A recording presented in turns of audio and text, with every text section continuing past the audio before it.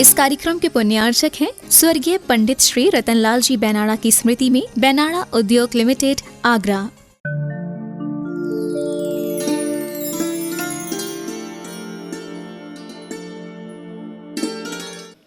होता है नमन नमन में फर्क है, अधिक न में बेईमान, दगाबाज दूनों न में चीता चोर कमान। एक दोहा आता बहुत पुराना। नमन नमन में फर्क है, झुकने झुकने में फर्क होता है। अधिक नमे बेईमान, जो बेईमान होता है वो अधिक झुकता है, अधिक कोमल बन जाता है। दगाबाज दोनों नमे, जो दगाबाज होता है वो दुगना नमता है। उदाहरण दिया है चीता, चोर और कमान। जब चीता शिकार करता है तो एकदम झुक जाता है, उस शिकार को पकड़ने के लिए एकदम जमीन से चिपक जाता है, फिर एक छलांग लगाता है, सीधे उसके ऊपर आक्रमण करता है। चोर चोरी करने के लिए जाता है तो एकदम झुक करके प्रवेश करता है, छिप करके। और कमान जितना झुकता है, तीर उतना ही दूर निशाने को साधता है। तो झुकना तो तीर कमान में भी हो रहा है, चोर में भी हो रहा है, चीते में भी हो रहा है। कोमलता वहां पर भी है, लेकिन उद्देश्य उनका अलग है। तो वो शूल उस माटी माँ से कह रहे हैं, सदा हमें शूल के रूप में ही देखना बड़ी भूल है। बोले हम हमेशा कठोर नहीं होते हैं, ये बहुत बड़ी भूल कर रहे हैं आप। कभी कभी शूल भी अधिक कोमल होते हैं ना कोमल। कांटे को निकालने के लिए कांटे से ही प्रयोग में सारी क्रियाएं की जाती हैं, कांटे का ही उपयोग किया जाता है। कुछ चुभ जाए पैर में, शल्य क्रिया के लिए डिसेक्शन किया जाता है, चीराफाड़ी की जाती है। देखने में आता है चीराफाड़ी हो रही है, लेकिन उद्देश्य डॉक्टर का उस घाव को ठीक करने का होता। ऐसे ही होता है ना। तो वही शूल समझा रहा है, कभी कभी शूल भी अधिक कोमल होते हैं, एक इंटेंशन अच्छा होता है फूल से भी। और कभी कभी फूल भी अधिक कठोर होते हैं शूल से भी। मृदु मांसल गालों से हमें छू लेती हैं फूली पुष्पावली वह। इस कठिन चुभन से उस मृदुता की कली कली खिल उठती है। अब वह फूल क्या कह रहे हैं, जो फूल खिलते हैं और उनके ऊपर लताएं आ जाती हैं। जो लताएं होती बहुत कोमल होती हैं, उस उदाहरण को आचार्य भगवान कह रहे हैं, कभी कभी मृदु मांसल गालों से हमें छू लेती हैं फूली पुष्पावली वह। इस कठिन चुभन से उस मृदुता की कली कली खिल उठती है। भले ही हमारे कांटे जो हैं कठोर हैं, चुभने वाले हैं, लेकिन एक स्पर्श से उन फूलों की कलियां खिल उठती हैं। यानी हम फूल को खिलाने में निमित्त बनते हैं, सहायक होते हैं। Page number 100। एक अपूर्व सुख शांति संवेदित ही खेलती है उसमें। जब फूल खिल जाते हैं तो एक अपूर्व सुख और शांति की प्राप्ति होती है, संवेदना होती है। फिर तुम ही बताओ हम शूल कहाँ रहे, वह फूल कहाँ रहे। जिन शूलों के स्पर्श से वे फूल खिल जाते हैं, कलियां खिल उठती हैं, हम उनके प्राण तो नहीं ले रहे हैं, बल्कि उन्हें सुंदरता प्रदान कर रहे हैं, जीवन दान दे रहे हैं। तो हम शूल कहाँ रहे? हाँ, समझ में आ रहा है? व्यक्ति तर्क रख रहा है, वे शूल तर्क रख रहे हैं, और बात सही भी लग रही है, लगती है कि नहीं। अब बहुत अच्छे से आचार्य भगवान इन शूलों और फूलों के प्रयोग से एक बहुत सुंदर संदेश देना चाह रहे हैं। आगे पढ़ना देखना। उस वासना की क्रीड़ा ने हम पर आक्रमण किया है, हमारी उपासना को बड़ी पीड़ा पहुँचाई है। फिर भी क्या वह फूल शूल नहीं है? लगता है कि दृष्टि में कहीं धूल पड़ी है। हमें अपने शील स्वभाव से चित करने का प्रयास करती हैं ललित लताएं ये, हमसे आ लिपटती हैं, खुलकर आलिंगित होती हैं, तथापि हम शूलों की शील छवि विगलित विचलित ना होती। क्या कह रहे हैं? दुनिया में जब वासना की बात आती है तो वहाँ फूलों का उपयोग होता है। अब वो शूल किस प्रकार से कह रहे हैं? वे लताएं जो फूलों वाली होती हैं, वासना की क्रीड़ा ने हम पर आक्रमण किया है, वो हमसे स्पर्श हो जाती हैं, लेकिन हमारे भीतर कोई विकार पैदा नहीं होता है। हमारी उपासना को बड़ी पीड़ा पहुंचाई है, फिर भी क्या वह फूल शूल नहीं है? हम देखने में कठोर हैं, वे देखने में मुलायम हैं, लेकिन वह जहाँ इच्छाओं की बात आती है वहाँ फूलों का प्रयोग किया जाता है, जहाँ भोगों की बात आती है वहाँ फूलों का प्रयोग किया जाता है। वे फूल हमसे लिपट जाते हैं, लेकिन हमारे अंदर कोई विकृति पैदा नहीं होती है। उन फूलों ने हमें छूकर बड़ी पीड़ा पहुंचाई है, फिर भी क्या वह फूल शूल नहीं है? क्योंकि हमने तो अपने भावों को कभी खराब किया ही नहीं। लगता है कि दृष्टि में कहीं धूल पड़ी है। तो जो आप एकांत से हम शूलों को दोष देते हैं कि हम बड़े कठोर हैं, शल्य देने वाले हैं, पीड़ा पहुंचाने वाले हैं, कहीं दृष्टि में धूल तो नहीं पड़ी है? होता ऐसा ही है ना संसार में। व्यक्ति बाहरी क्रिया को देख करके अपना अनुमान अभिव्यक्त कर देता है, उसको उस रूप में समझने लगता है, पर उद्देश्य को कोई जानता नहीं है। और जीवन में होना क्या चाहिए? बाहरी क्रियाओं से नहीं, अभिप्राय के अनुसार सब कुछ हमें समझना चाहिए और निर्णय लेना चाहिए। तो वे शूल बड़े अच्छे से अपनी बात रख रहे हैं, गलती तो वे फूल करते हैं और दोषारोपण हम पर हो रहा है।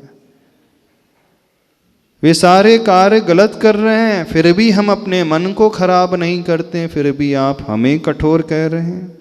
तो दृष्टि में कहीं धूल पड़ी है। हमें अपने शील स्वभाव से चित करने का प्रयास करती हैं ये ललित लताएं ये, हमसे आ लिपटती हैं, खुलकर आलिंगित होती हैं, तथापि हम शूलों की शील छवि विगलित विचलित ना होती। वे लताएं जो फूलों से शूलों से स्पर्श हो जाती हैं, तो वो शूल क्या कह रहे हैं? वे ललित लताएं शील स्वभाव से चित करने का प्रयास करती है। शील स्वभाव मतलब जानते हो कि नहीं? शील का अर्थ होता है स्वभाव, ब्रह्मचर्य। तो वो हमारे स्वभाव से हमें डिगाने का प्रयास करती हैं ललित लताएं, हमसे आ लिपटती हैं, खुलकर आलिंगित होती हैं, फिर भी तथापि हम शूलों की शील छवि विगलित विचलित ना होती। यानी हम अपने स्वभाव को छोड़ते नहीं हैं, अपना संयम अपने भीतर रखते हैं, भले ही बाहरी निमित्त कैसे भी हो, वे निमित्त हम पर कोई प्रभाव नहीं डालते हैं। जो इतना संयमित हो सकता है वह कैसे दूसरों को पीड़ा पहुंचाएगा। नोकदार हमारे मुख पर आकर अपने राग पराग डालती हैं, तथापि रागी नहीं बना पाती हमें, हम पर दाग नहीं लगा पाती। वह फूलों में से जो पराग झड़ता है वो कहाँ डलता है? उन शूलों यानी कांटों की नोकों पर पड़ता है। तो कह रहे हैं शूल नोकदार हमारे मुख पर आकर अपने राग पराग डालती हैं। पराग निकलता ना फूलों में से, वो तो हो गया पराग। अब इसका जो दूसरा भाव है, कुछ लोग ऐसे होते हैं आकर्षित करने के लिए, प्रभावित करने के लिए तरह तरह के कार्य करते हैं। तो ये सब किसके लिए उपमा दी जा रही है? शूल जानते हो कौन है? जो ऐसी साधना में लगे हुए हैं, डटे हुए हैं, ऐसे वे साधक संसार में रह कर के भी संसार से अप्रभावित रहते हैं। निमित्तों से कोई जो प्रभावित नहीं होते हैं, निमित्त जिनके ऊपर किसी प्रकार का प्रभाव नहीं डालते हैं, चारों तरफ की चकाचौंध जिन्हें डिगा नहीं पाती है, वे पराग को डाल रहे, मतलब ऐसे एक्सप्रेशन, ऐसे हाव भाव पैदा करते हैं, फिर भी शूल जो है प्रभावित नहीं होते हैं, चलायमान नहीं होते हैं। शूल से मतलब 3 शूल होते हैं। शूल का अर्थ होता है दंड, कांटे। मोक्ष मार्ग में भी 3 दंड होते हैं, जिसे कहा जाता है त्रिशूल। मन दंड, वचन दंड और काय दंड। मन को जो दंडित करते हैं, स्वयं के वचन को दंडित करते हैं, शरीर को दंडित करते हैं, यानी संयमित बनाते हैं। तो वो बाहर के वातावरण से, बाहर के निमित्तों से किसी भी प्रकार से विचलित नहीं होते हैं, चलायमान नहीं होते हैं, विगलित नहीं होते हैं। यह बात बताई जा रही है। तो देखने में तो बाहर से बड़े कठोर होते हैं, लेकिन अंदर से अपनी साधना के प्रति सजग होते हैं। तो वही बात आचार्य भगवान इन शूल और फूलों के माध्यम से समझाने की कोशिश कर रहे हैं। गुरुदेव ने शूल और फूलों को लेकर के क्या समझाना चाहा है, इस बात को समझे हम। नोकदार हमारे मुख पर आकर अपने राग पराग डालती हैं, तथापि रागी नहीं बना पाती वह, हम पर दाग नहीं लगा पाती वह। आशातीत इस नासा तक अपनी सुरभि सुगंध प्रेषित करती रहती, पर क्या इस नासा में वह कहाँ आस जगा पाती। यानी संसार के विषय, इंद्रियों के विषय, भोग सामग्री उन शूलों को प्रभावित नहीं कर पाते। जो शूल का पालन करने वाले साधक हैं, उन्हें डिगा नहीं पाते, अपने मन को चलायमान नहीं कर पाते हैं। वो अडिग रहते हैं, स्थिर रहते हैं, अचल रहते हैं। संसार में चकाचौंध के जो निमित्त होते हैं, वे उन्हें अपनी साधना से विचलित नहीं कर पाते हैं। ऐसे जो साधक होते हैं उन शूलों की भांति। तो इस बात को यहाँ पर बताया जा रहा है। आशातीत इस नासा तक अपनी सुरभि सुगंध प्रेषित करती रहती। वे फूलों की जो सुगंधी है, उन शूलों की नासा तक अपनी सुगंधी भेजते रहती हैं, फिर भी पर क्या इस नासा में वह कहाँ आस जगा पाती। यानी संसार के जो विषय भोग हैं उन्हें आकर्षित नहीं कर पाते। ऐसे जो होते हैं वो शूल की भांति कठोर साधक माने जाते हैं। विस्मित लोचन वाली, सस्मित अधरों वाली वह, उन लोचनों तक कुछ मादकता, कुछ स्वादकता सरपट सरकाती रहती हैं। हाव भाव भंगों में नाच नचाती रहती हैं, हमारे सम्मुख सदा सलील। उस श्रृंगार रस का वर्णन किया जा रहा है।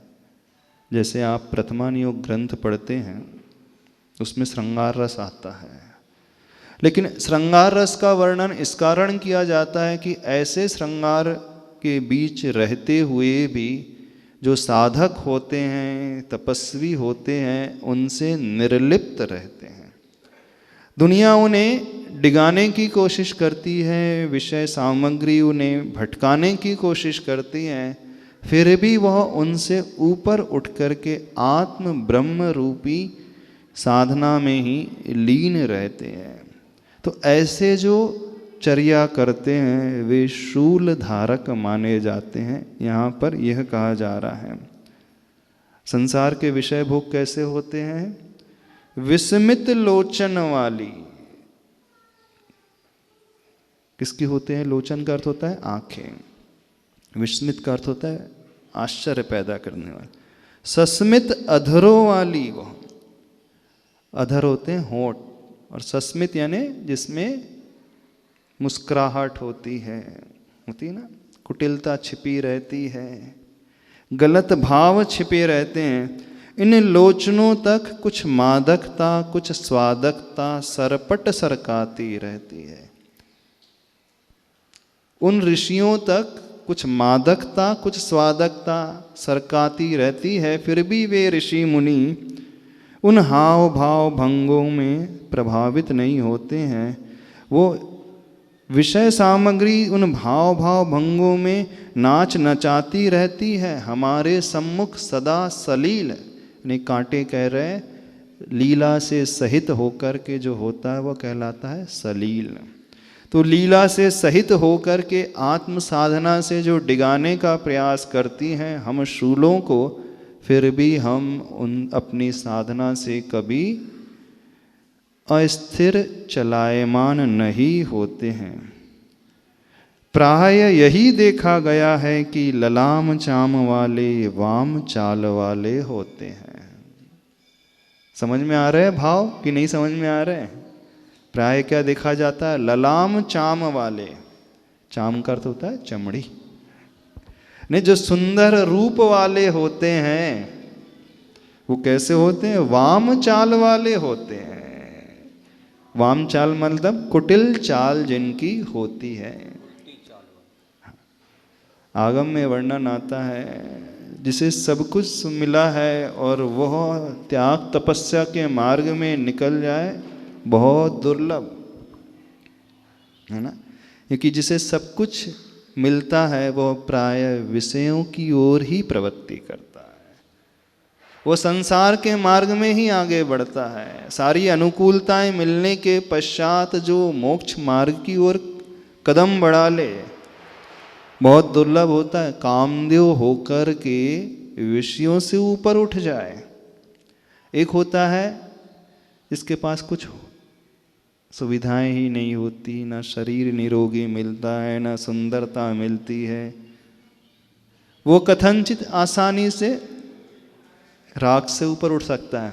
लेकिन एक ऐसी भी स्थिति होती है जहाँ सारी अनुकूलताएं मिल रही हैं, बाहर की भी अनुकूलताएं और आत्मगत अनुकूलताएं, शरीर की सुंदरताएं, सारी सुविधाएं मिलती हैं, और सब कुछ मिलने के पश्चात भी जो वैराग्य से भर उठे, है ना, बहुत दुर्लभ होता है कि नहीं दुर्लभ?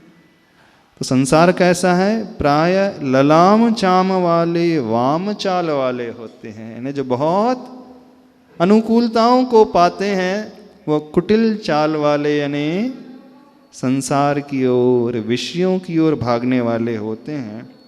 बाहर से कुछ विमल कोमल रोम वाले होते हैं और भीतर से कुछ समल कठोर कौम वाले होते हैं। बाहर तो कुछ अलग दिखते हैं, विमल कोमल रोम वाले होते हैं, लेकिन भीतर से कुछ समल यानी मल सहित कठोर कौम वाले होते हैं।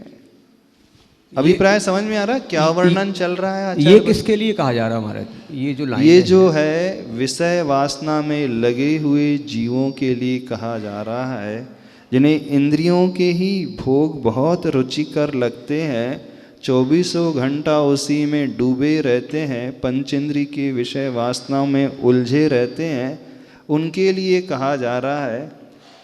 और जो त्याग के मार्ग में निकल जाते हैं तो कठोर साधक तो होते हैं कि नहीं? सब कुछ कठिनाइयों को झेलते हैं।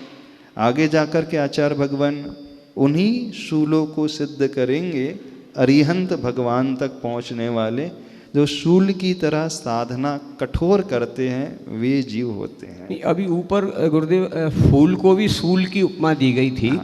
ये तो फूल भी सूल के समान है। ये कौन कह रहा है?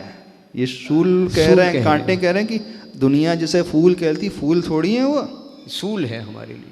फूल नहीं, सूल है। क्यों? क्योंकि विषय वासना में लपेट देते हमें, काम वासना में लेकर के जाते। तो जो विषय वासना में लेकर के जाए वो फूल कहाँ, वो तो और भटकाने वाले। यानी जिनके माध्यम से कर्म का आश्रय होता है, संसार के दुख का आगमन होता है, अशुभ गतियों में भटकन होता है, वे मित्र कैसे? और जिनसे मेरे कर्म गले झरे निकले, वे शत्रु कैसे? जिनके माध्यम से हमारे कर्म झरते हैं, निर्जरा होती है, भविष्य में सुख की प्राप्ति होती, वो शत्रु कैसे? तो जिन्हें आप अपने मित्र मानते हो, हितकारी मानते हो, अच्छे मानते हो, वे आपके संसार को कम करते हैं कि बढ़ाते हैं?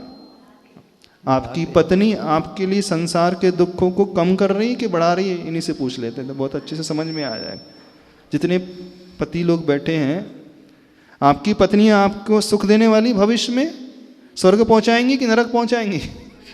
पहुंचाएंगे महाराज। हाँ, स्वर्ग। स्वर्ग पहुंचाएंगे। अरे पूछ लो। अच्छा, जो विषय भोग में लगा रहेगा स्वर्ग पहुंचेगा? नहीं, जो पत्नियां अपने पतियों को मोक्ष का मार्ग दिखाने में सहायक होती हैं, अच्छा अच्छा, वो निश्चित रूप से उस फूल के समान है जो कांटों पर अपना पराग तो डालती है, लेकिन कांटे अपने मार्ग पर चलते रहते हैं। जो विषय भोग में लगा है ना, वो तो विषय भोग को ही देखता, वही चाह रहा है। हाँ, ये बात। तो जो विषय भोग में लगा रहा है, मोह हमारा बढ़ा रहा है, वो तो दुखी को पैदा करेगा। तो वो फूल कहाँ रहे, बल्कि वो तो शूल हो गए। शूल का अर्थ जो कष्ट देने वाला। भविष्य में तो कष्ट देंगे, वर्तमान में तो आनंद दे रहे हैं, सुखाभास दे रहे हैं, अच्छा लगता है, लेकिन आगामी भव में तो नरक आदि गतियों के ही दुख को दिलाने वाले हैं। तो जो विषयों भोगों में झंपापात करता है, डूबा रहता है, वो कहाँ जा कर के पड़ेगा? नरकों में तो पड़ेगा। वो नरक। तो वो फूल कैसे रहे? वो तो बल्कि शूल हैं। और शूल जो है हमें सचेत करते हैं, जागृति लाते हैं हमारे भीतर, सही रास्ते का चुनाव करने में सहायक सिद्ध होते हैं। तो वो शूल कहाँ है? बल तो फूल है, उनसे हमारे कर्म झर रहे हैं। तो यही बात बताई जा रही है। संसार जिसे फूल कहती, वो फूल नहीं है, उल्टा है, वो शूल है। और संसार जिसे शूल कहती, वो शूल नहीं बल्कि फूल की भांति हैं, भविष्य में अनंत काल के लिए सुख देने वाले हैं। यही आचार्य भगवान इन शूल और फूलों के संवाद के माध्यम से हमें समझाने की कोशिश कर रहे हैं। तो गुरुदेव, ये दोनों पात्र हमारे भीतर बैठे हैं, फूल और सूल, या फूल सबके भीतर बैठे हैं? फूल और सूल दोनों। सूल ही सूल बैठे हैं, लेकिन फूल भी तो हैं। फूल नहीं बैठे, सूल ही सूल बैठे हैं।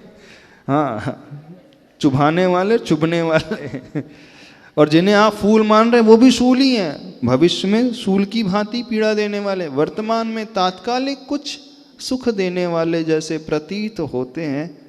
तो ऐसे तो शूल होते हैं। ऐसे कौन होते हैं? त्रिशूल धारक। शूल से मतलब दंड को देने वाले, जो मन को संयमित करते हैं, वचन को संयमित करते हैं, शरीर काय को संयमित करते हैं। वह शूल जो है उपकारी होता है। और जो उपकारी है फिर शूल कहाँ ठहरा? वो तो फूल ठहरा। ये बात बताना चाह रहे हैं गुरुदेव कि जो जैसा दिख रहा है वैसा नहीं। अभी मुनियों का जो रास्ता है बड़ा कठोर दिखता है ना, बड़ा पीड़ादायक दिखता है, इतना सहन करना पड़ता है। बोले इस कठिनता नहीं है, ये तो भविष्य में उस अनंत सुख को देने वाली है। तो ये रास्ता फिर कठोर कहाँ हुआ? ये तो बहुत सहायक सिद्ध हुआ। बस यही बात बताना चाह रहे हैं। तो प्राय यही देखा गया है कि ललाम चाम वाले, वाम चाल वाले होते हैं, बाहर से कुछ विमल कोमल रोम वाले होते हैं और भीतर से कुछ समल कठोर कौम वाले होते हैं, मल से सहित कठोर होते हैं, पीड़ा देने वाले थे। मल से सहित हो गए समल, यानी जिसके अंदर विषय भासना भरी हो, कषाय भरे हों, राग द्वेष के भाव भरे हों, उस मल को लेना। लोक ख्याति तो यही है कि कामदेव का आयुध फूल होता है और महादेव का आयुध शूल। एक में पराग है, सघन राग है, जिसका फल संसार मिलता है, और एक में विराग है, अनघ त्याग है, जिसका फल पार मिलता है। लोक में क्या ख्याति है? कामदेव का आयुध क्या माना जाता है? फूलों का बाण, है ना? नहीं देखा आप लोगों ने? सीरियल में देखा होगा, शास्त्रों में पढ़ा होगा, साहित्य में पढ़ा होगा। जब भी साहित्य का वर्णन आता है तो कामदेव के लिए वो फूलों का बाण चला रहा है। जब काम भाव जागृत होता है तो उसके लिए कौन सा आयुध है उसका शस्त्र? फूलों के बाण। तो लोक ख्याति तो यही है कि कामदेव का आयुध फूल होता है और महादेव का आयुध शूल होता है। महादेव यानी जिसे भारतीय संस्कृति के अनुसार महादेव कहा जाता है वो त्रिशूलधारी, पर जैन आगम के अनुसार महादेव कौन? देवादि देव, अरिहंत देव, आदिनाथ प्रभु। तो उनका आयुध कौन सा है? त्रिशूल। त्रिशूल कौन सा? 3 शूल। मन, वचन और काय को संयमित रखना, यही त्रिशूल है वास्तव में। एक त्रिशूल होता है जो शत्रु के ऊपर प्रहार में उपयोग लाया जाता है, उसके ऊपर प्रहार किया जाता है। बाहर के शत्रु के लिए वो त्रिशूल बनाया जाता है, लेकिन भीतर के शत्रु को परास्त करने के लिए भी त्रिशूल की आवश्यकता होती है। और वह त्रिशूल जो होते हैं मन, वचन और काय के दंड स्वरूप, यानी मन, वचन और काय को जो संयमित करता है वही जीव महादेव के पद को, अरिहंत के पद को पाता है। जिसने मन, वचन और काय को संयमित कर लिया यानी पापों को जीत लिया, तो वही तो अरिहंत पद को पाएगा। तो लोक ख्याति क्या है संसार में? महादेव, एक कामदेव का आयुध फूल है और महादेव का आयुध शूल है, त्रिशूल है। समझ में आ रहा है? तो महादेव से वो महादेव नहीं लेना, यहाँ तो समझाने के लिए, चूँकि भारतीय संस्कृति के अनुसार महादेव शंकर जी के लिए कहा जाता है। शंकर कौन है? आदिनाथ भगवान का नाम ही शंकर है। शंकर मतलब शम करोति इति शंकरः। शम का अर्थ होता है जो कल्याण को करने वाला होता है, सुख को देने वाला होता है, वो शंकर कहलाता है। तो कल्याण को करने वाला कौन है? जिसने अपने मन, वचन, काय को वश में कर लिया, कंट्रोल में कर लिया, वही शंकर बनता है। समझ में आ रही बात? नहीं समझ में आ रही? तो आप लोग कौन से आयुध को पसंद करते हो? फूल के आयुध को। जो सही है वो तो बोल दो। किसने मन, वचन, काय को वश में कर लिया आप में से? सब फूलों की ओर आकर्षित होते हैं, सुविधाओं की ओर आकर्षित करते हैं, भोगों की ओर दृष्टि जिनकी बनी रहती है, नहीं बनी रहती। अच्छा, त्याग की दृष्टि बनी रहती है? कहाँ त्याग की दृष्टि? सब सुख सुविधाओं की ओर दृष्टि बनने वाले वही चाहते हैं। तो यहाँ बताया जा रहा है, दोनों की तुलना की जा रही है। तो महादेव का आयुध शूल है, एक में पराग है, सघन राग है। फूलों में पराग है, सघन राग है। राग से ऊपर उठ गए हो क्या आप लोग? नहीं उठे ना? राग भी कैसा है? सघन, एकदम गाढ़ा, प्रगाढ़, हल्का फुल्का भी नहीं। कैसा राग है आप लोगों का?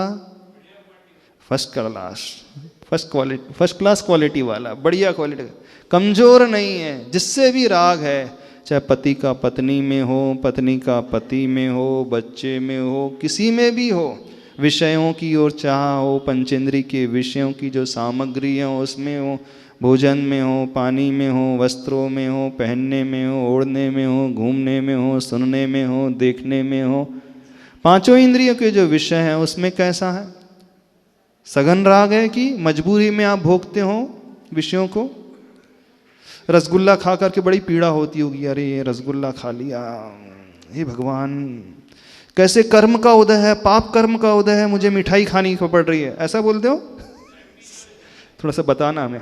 जब आप मिठाइयाँ खाते हो तो ऐसा बोलते हो, हे प्रभु कैसे पाप कर्म का उदय है कि मुझे मीठा खाना पड़ रहा है, आइसक्रीम खाना पड़ रहा है, बड़ा मैं दुखी हूं। और खाते समय आनंद आ रहा है। आनंद आ रहा मतलब सघन राग है। भोगते समय कोई ये नहीं सोचता है प्रभु कैसे कर्म का उदय है, मुझे तो भोगना पड़ रहा है। डूब करके भोगते हो, डूब करके आकंठ तक, यहाँ तक डूब करके, और बड़ा आनंद मना करके भोगता है व्यक्ति।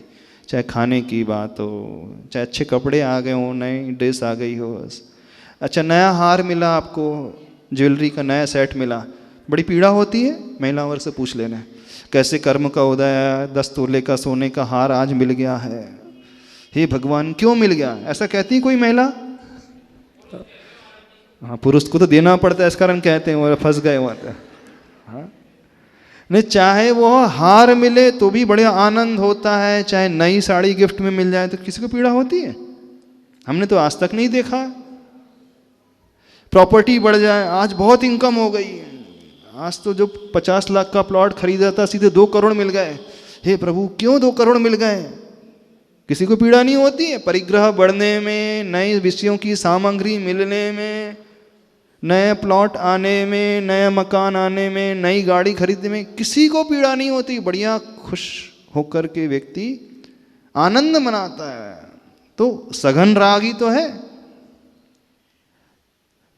कामदेव से मतलब जो पंच इंद्रिय के विषय हैं वो सब में लगाना, मात्र स्पर्शन इंद्रिय में ही नहीं लगाना, सभी इंद्रियों के विषयों में लगाना।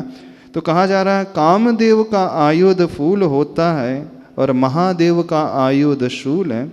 एक में पराग है, सघन राग है, जिसका फल संसार मिलता है। अच्छा, आप जो परिग्रह एकत्रित कर रहे हो, परिवार में आनंद से रहते हो, खाते पीते हो बड़े खुश होकर के, तो उसका फल क्या संसार है कि मोक्ष है? संसार ही है ना। तो विषयों का फल संसार है, यही बात कही जा रही है। और एक में विराग है, अनघ त्याग है, जिसका फल पार मिलता है। महादेव का जो रास्ता है वहाँ पे विराग है, राग से वो रहित अवस्था है। अनघ त्याग है, अनघ का अर्थ होता है पाप। तो जहाँ पापों का त्याग हो जाता है, हिंसा हो, झूठ हो, चोरी हो, कुशील हो, परिग्रह है, 5 ही पापों का संपूर्ण रूप से त्याग हो जाता है, जो त्रिशूलधारी होता है, जिसका फल क्या है? पार मिलता है। यानी संसार से वो पार हो जाता है, उस पार यानी मोक्ष की प्राप्ति होती है। एक औरों का दम लेता है, बदले में मद भर देता है। संसार का मार्ग क्या होता है? औरों का तो दम ले लेता है और बदले में मद भर देता है। अब दम से यहाँ 2 अर्थ निकालना। जब विषय को भोगेगा तो हिंसा होगी, जीवों के प्राणों का घात हो जाएगा, वो अपने प्राणों को खो देंगे, तो दमन हो ही जाएगा।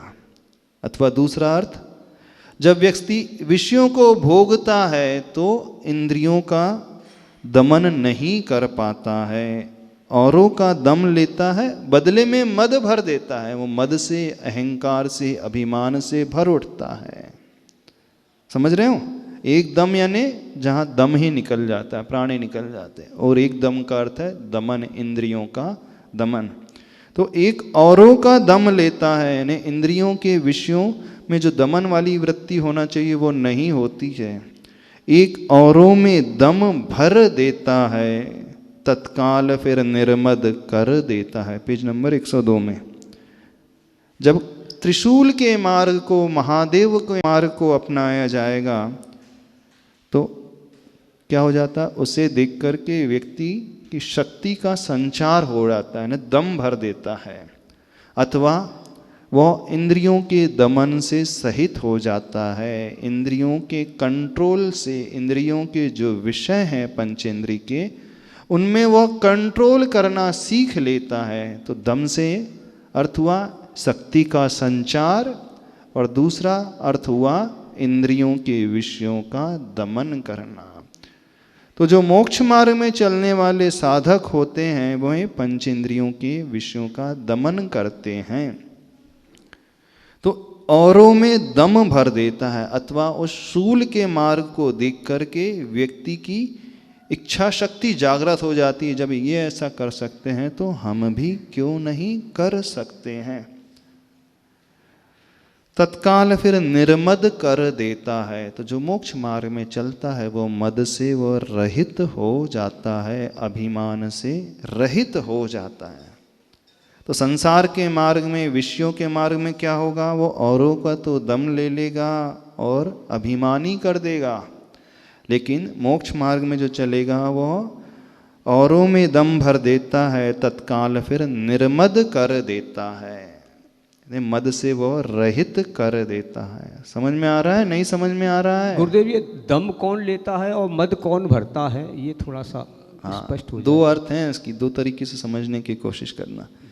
पहला अर्थ है एक औरों का दम लेता है, बदले में मद भर देता है। यदि कोई व्यक्ति पंचेंद्रिय के विषयों में डूबा हुआ है, पहला तो सीधा सा अर्थ निकलता है उन जीवों की हिंसा हो जाती है। अभक्ष का सेवन करेगा, बेचारे तो जीव चले ही जाएंगे, तो औरों का तो दम निकल ही गया। आप अपने भोगों में इतने लीन हो जाते हो, यह भी नहीं देखते छोटे छोटे जीवों का घात हो जाता है। आप श्रृंगार में जब कॉस्मेटिक इंडस्ट्रीज़ में जो वस्तुएं होती हैं उसका उपयोग करते हो, क्रीम है, लोशन है, ऑयल्स है, सोप है, शैम्पू है, कई जीवों के घात से जो बनाया गया है, तो उनका तो दम निकल ही गया। और जब उनका विषयों का भोग कर दे तो अभिमान से भर उठते हो, मद भर जाता है कि देखो मैं इतना सुंदर लग रहा हूँ। तो दूसरों की दम लेके, दूसरों का दम लेकर के दूसरों को पीड़ा पहुंचा करके अभिमानी हो जाता है। पहला अर्थ तो ये निकलता। दूसरा अर्थ, एक औरों का दम लेता है, बदले में मद भर देता है, यानी इंद्रियों के विषयों में लगा हुआ है, तो जो इन दमन वाली वृत्ति होना चाहिए, कंट्रोल वाली वृत्ति होना चाहिए, वो तो छूट जाएगी। हम इंद्रियों का दमन नहीं कर पाएंगे यदि विषयों में लग जाएंगे। बदले में अहंकारी अभिमानी हो जाते हैं। ये दूसरा अर्थ। एक औरों में दम भर देता है, मुनि महाराज को देख करके, आचार्य भगवान को देख करके हमारा उत्साह जागृत होता है कि नहीं? देखो आचार्य भगवान कितनी प्रतिकूलताओं में जी रहे हैं।